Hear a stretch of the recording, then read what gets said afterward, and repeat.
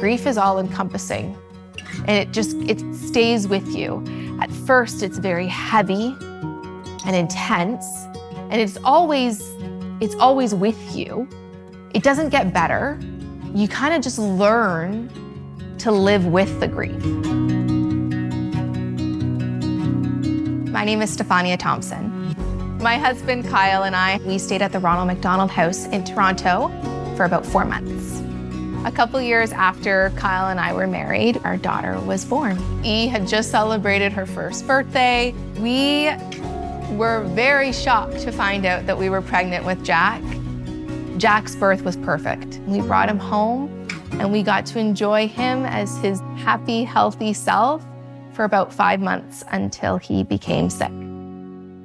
I remember the day perfectly. Kyle noticed that he seemed a little bit hot. He was burning up. The fever lasted for a long time. It was persistent, and Jack just was not getting better, and I was beginning to feel really concerned. Jack was diagnosed with hemophagocytic lymphohistiocytosis, which is also known as HLH, and essentially a bone marrow transplant was the only cure.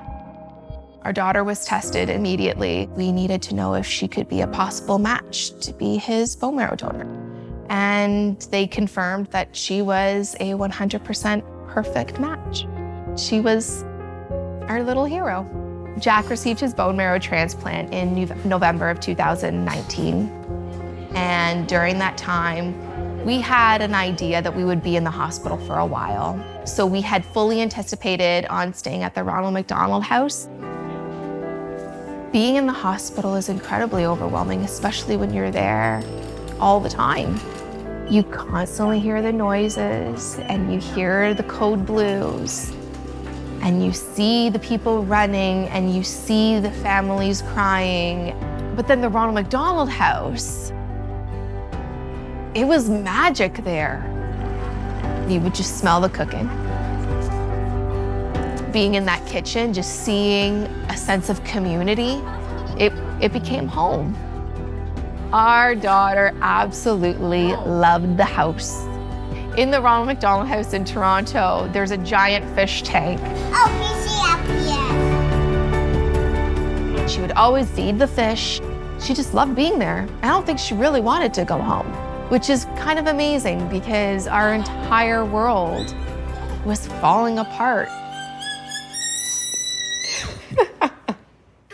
Are you tickling him?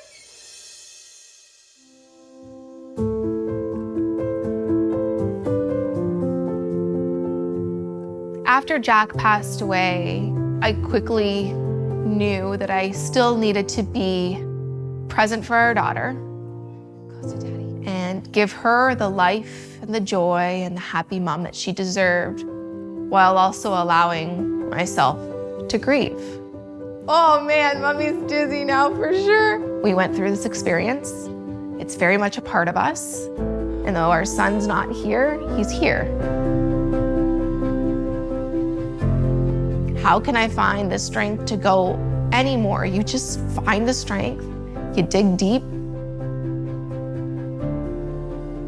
And I'm very proud of where I've come, and I think Jack would be proud too.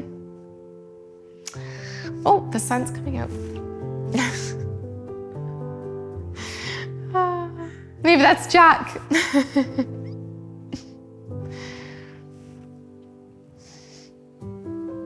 Are you happy in the morning? Yeah.